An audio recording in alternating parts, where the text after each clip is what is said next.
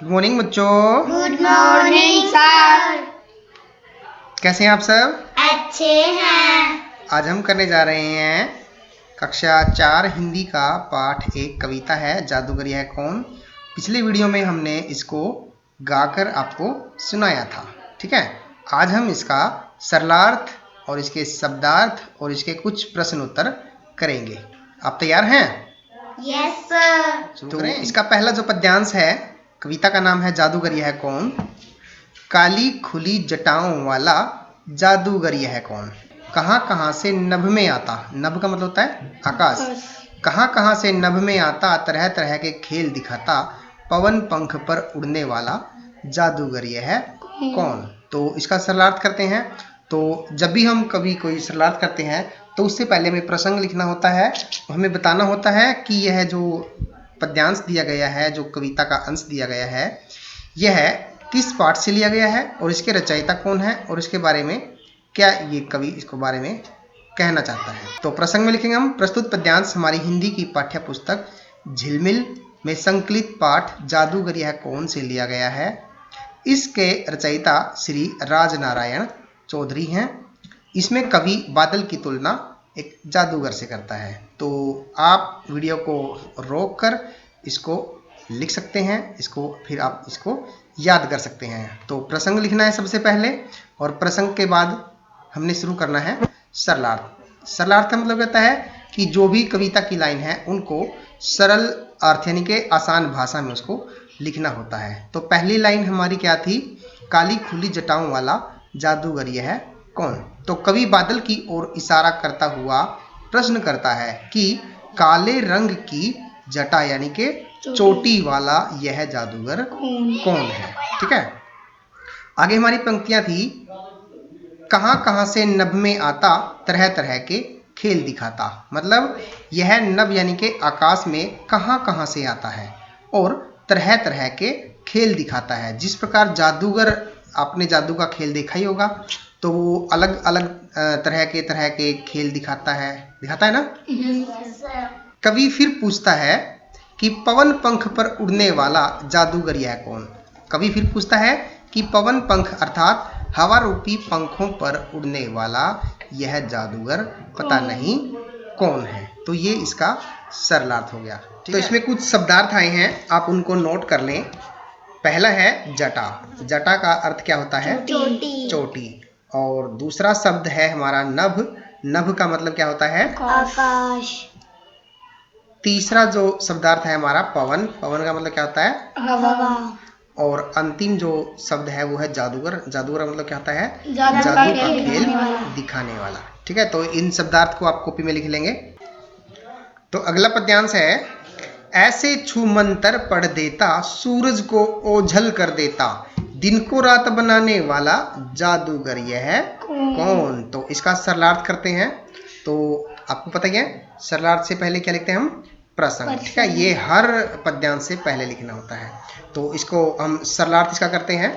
कवि कहता है कि जादूगर जो यह है, यह मंत्र पढ़कर सूरज को ओझल यानी कि गायब कर देता है। जिस प्रकार जादूगर मंत्र पढ़कर चीजों को गायब कर देता है ना, तो उसी प्रकार यह जो आसमान के अंदर जादूगर दिखाई दे रहा है, यह ऐसे मंत्र पढ़ता है कि सूरज को यह गायब कर देता है।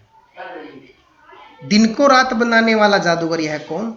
और जब सूरज को गायब कर देता है तो दिन के समय क्या होती है? रात हो जाती है। तो यह दिन को रात बना देता है, पता नहीं यह जादूगर कौन है। तो ये दूसरे पद्यांश का सरलार्थ भी हमारा हो गया है। इसके बाद हम इसके भी शब्दार्थ कर लेते हैं। पहला है छू मंत्र। छू मंत्र का अर्थ है मंत्र करना।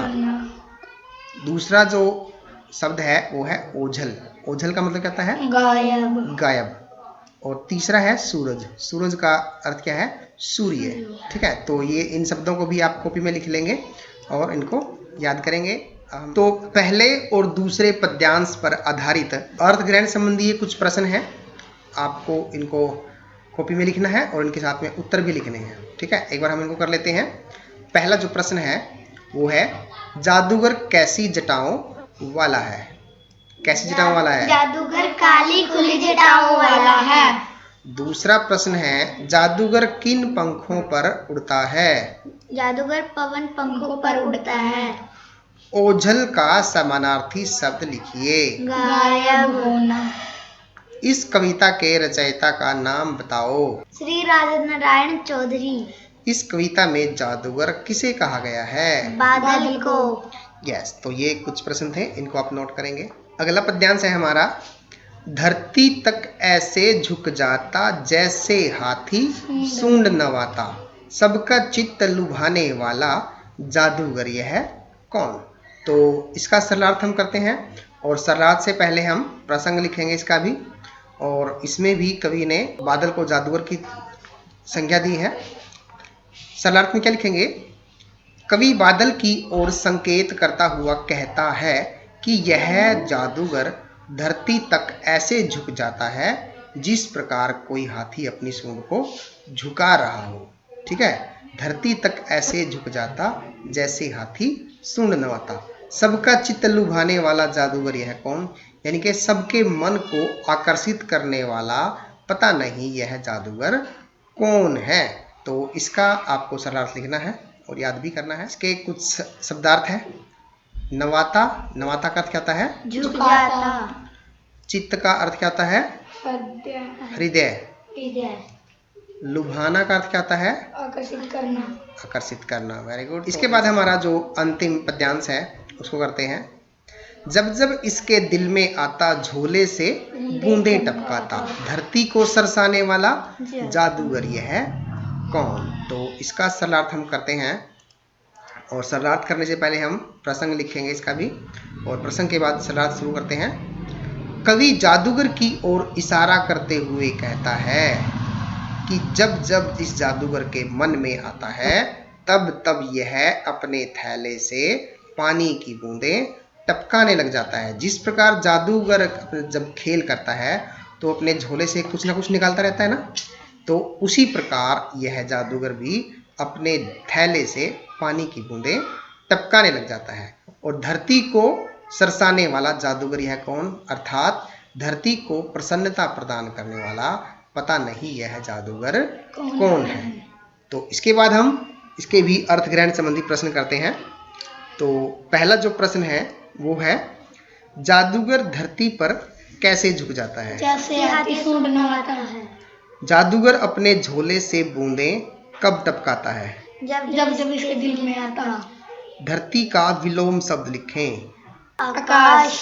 चित्त का समानार्थी शब्द लिखो। हृदय। जादूगर किसे सरसाने वाला है? धरती को। धरती को। Very good. ठीक है, तो ये कुछ प्रश्न थे, आप इनको लिख लेंगे। और इसके बाद इस पूरी कविता के जो मुख्य शब्दार्थ हैं आप उनको नोट कर लें। ओझल का अर्थ क्या है? छिपा हुआ। और चित्त का अर्थ क्या है? मन। जादूगर का क्या अर्थ है? जादू का खेल दिखाने वाला। और नभ का क्या मतलब है? आकाश। नवाता, झुकाता। पवन पंख, हवा रूपी पंख। और सरसाने वाला, मन को खुश करने वाला। तो इन शब्दार्थों को आप अपनी कॉपी में लिख लेंगे। अगले वीडियो में मिलते हैं हम इसके अगले अभ्यास के प्रश्नोत्तरों के साथ। तब तक के लिए बाय बाय।